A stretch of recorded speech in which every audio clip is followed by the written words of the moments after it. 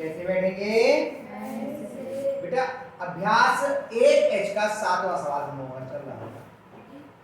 कुछ बच्चे ऐसे हैं उनकी वजह से मैं सोच रहा हूँ पहले से कुछ चीजें बता दूं। निरपेक्ष मान की अभ्यास है। निरपेक्ष मान को अंग्रेजी में बोलते हैं एब्सोल्यूट वैल्यू। जब कोई भी संख्या दो खाली लाइनों के बीच में लिखी होती है, इसका मतलब होता है इसका हमें निरपेक्ष मान बताना है। इसको मापांक बोलते हैं। मापांक के भीतर चाहे धनात्मक संख्या हो और चाहे ऋणात्मक, इसका मान हमेशा धनात्मक होता है, 7। अगर ऐसे ही मापांक के भीतर -7 लिखा होता, इसका मान भी 7 ही आता। समझ में आ गया? अगर ऐसे हमारे पास मापांक के भीतर लिखा है 7 - 12, तब हम इसको सीधे मान नहीं लिखेंगे। पहले इसके अंदर जो भी संक्रिया हैं, चाहे गुणा हो, चाहे भाग हो, चाहे जोड़ हो या घटाना, पहले वो कर लेंगे। जब अकेला पूर्णांक रह जाएगा या अकेली परिमेय संख्या रह जाएगी, तब उसको हम उसकी जो है निरपेक्ष मान रखेंगे। यानी कि पहले कितना हो जाएगा? -5 घटेंगे, अलग अलग चिन्ह के हैं। 12 में से 7 के तो -5 है। अब इसका निरपेक्ष मान लिखेंगे, कितना है? 5। इतनी बात समझ में आ गई? अगर कोई भी संख्या अकेली है एक परिमेय संख्या के रूप में, मापांक के रूप में, तब तो हम उसका मान सीधे रख देंगे। लेकिन अगर मापांक के भीतर कोई भी संक्रिया के चिन्ह लगे हैं, चाहे जोड़, चाहे घटाना, चाहे गुणा या भाग, तो पहले उस संक्रिया को करेंगे। जब अकेली परिमेय संख्या रह जाएगी, तब फिर उसका मान हम लोग लिखेंगे। समझ में आ गई इतनी बात? साक्षी आई बात समझ में? अब हमने 7वें का पहला सवाल कर लिया था। अब हम अगला दूसरा सवाल इसका करते हैं। जिन बच्चों को थोड़ा समझने में समस्या हुई होगी, तो इसके बाद थोड़ा और अच्छे से समझ में आ गया होगा। 7वें का दूसरा कर, पहला कर लिया था हम लोगों ने। ये है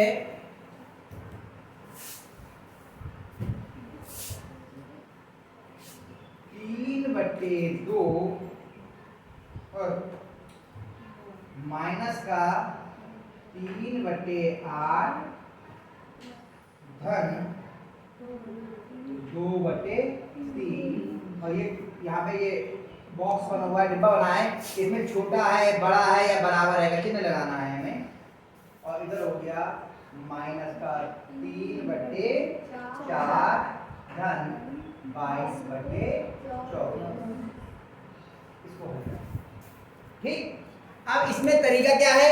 चाहे आप पहले बायां पक्ष हल करो, उसके नीचे दायां पक्ष हल कर लो, ऐसे भी कर सकते हैं। और चाहे एक तरफ बायां पक्ष और एक तरफ दायां पक्ष, ऐसे कर लीजिए। अगर ऐसे करें तो बीच में ये एक रेखा जरूर बना दीजिए, ठीक है? अब इधर लिखते हैं बायां पक्ष। इससे पन्ना थोड़ा सा बच जाता है, ज्यादा प्रयोग हो जाता है करने का। माइनस के 3/8 धन 2/3। क्या इसे हम सीधे निरपेक्ष मान रखेंगे इसका? पहले इसको हल करेंगे। हल करने के लिए क्या होगा? 8 और 3 का हम लोग लासा लेंगे। 8 और 3 का लासा, चलिए 8 का 8 और 3 का लासा। 2 से कट रहा है 8, 2 चौक 8, 3 ऐसी रहा। 2 से 2 दूनी 4, 3 ऐसी रहा। फिर 2 से 2 एकम 2, 3 ऐसी रहा। फिर अब 2 से बंद हो गया, 3 से कटेगा 1 या 1। तो 2 गुणा 2 गुणा 2 गुणा 3 कितना आ गया? करो गुणा। 2 दूनी 4 दूनी 8 तिया 16 ना। तो लिया बेटे मैंने आदेश तुम्हारा, कितना आया? लासा कितना हो गया? 24 लासा हो गया। अब क्या करते हैं? जो हर होता है उससे इसको भाग करते हैं और जो आता है उसकी अंश से गुणा करते हैं। पहले चिन्ह लगा लो माइनस का। 8 से 24 भागे कितने बार गए? 3। अब 3 की 3 से गुणा करें कितने आएगा? 3 तिया 9। ये वाला चिन्ह लग गया। अब 3 से 24 को भाग करो, कितना आया? 8। 8 की 2 से गुणा कितना आ गया? अब बताओ ये दोनों जुड़ 24 तो ऐसे लिखे नीचे। बताओ 9 और 16 ये जुड़ेंगे या घटेंगे? क्यों? चिन्ह अलग अलग है, पहला माइनस का और ये 16 धनात्मक है। चिन्ह प्लस का लगेगा या माइनस का? क्योंकि बड़ी संख्या प्लस की है। 16 में से 9 कितने आ गए? 7। तो आ गया 7/14। अब दाया पक्ष ले लीजिए।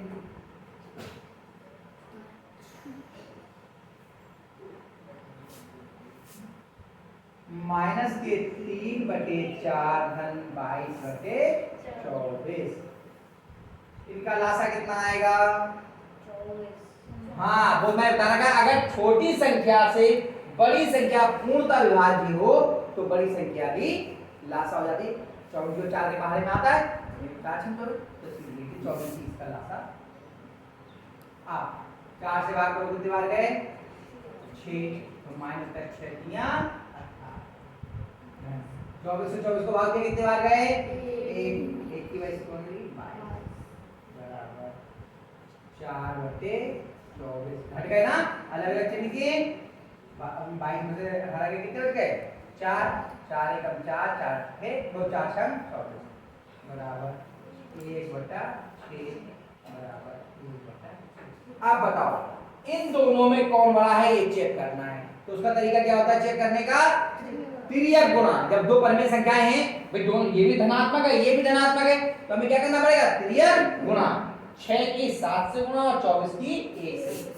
6 गुणा 7 और 24 गुणा 1 6 7 42 और इधर 24 एकम 24। बताओ कौन बड़ा है? 42 बड़ा है।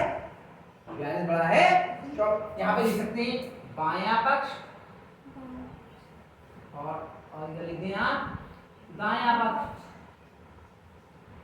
और जो छोटा होता है उसकी तरफ नोक रहती है ना, ये नोक की ऐसी ही नोक यहाँ पर लगा देंगे। आई बात समझ में? पक्का? एक और खंड करें इसका, तीसरा भी करें। चलो तीसरा क्या है बताओ? तीसरा करें चौथा करें? एक आपको खुद करना है, एक करूंगा। बताओ तीसरा करूंगा चौथा?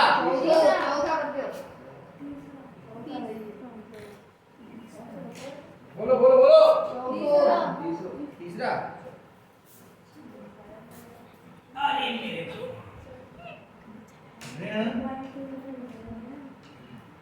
माइनस का 12/25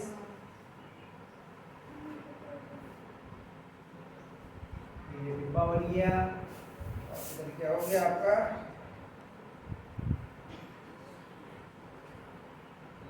माइनस के 2/5 गुणा गुणा माइनस के 6/5। ठीक, काम वही होगा, एक तरफ बायां पक्ष और एक तरफ दायां पक्ष, दोनों को हल कर लेंगे हम लोग। चलिए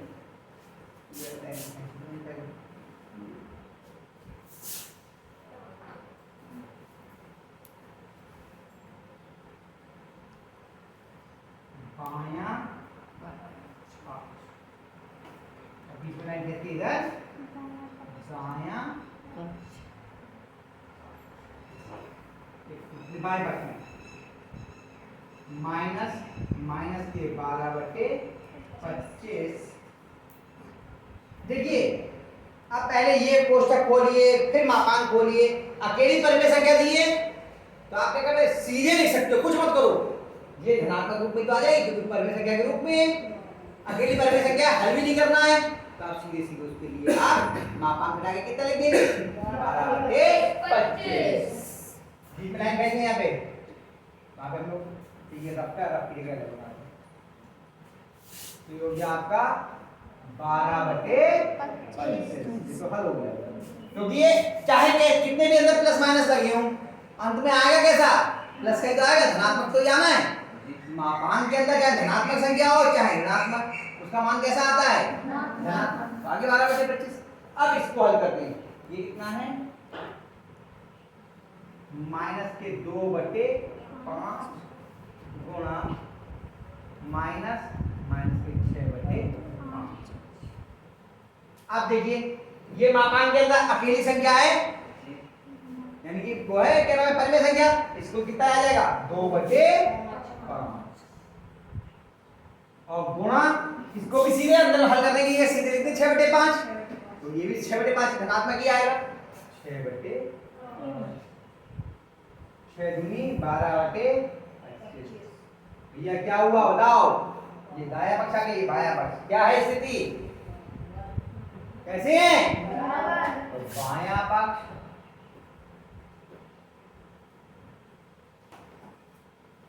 बराबर दाया, दोनों पक्ष बराबर आ गए, चिन्ह काय का लग जाएगा यहाँ पर बराबर।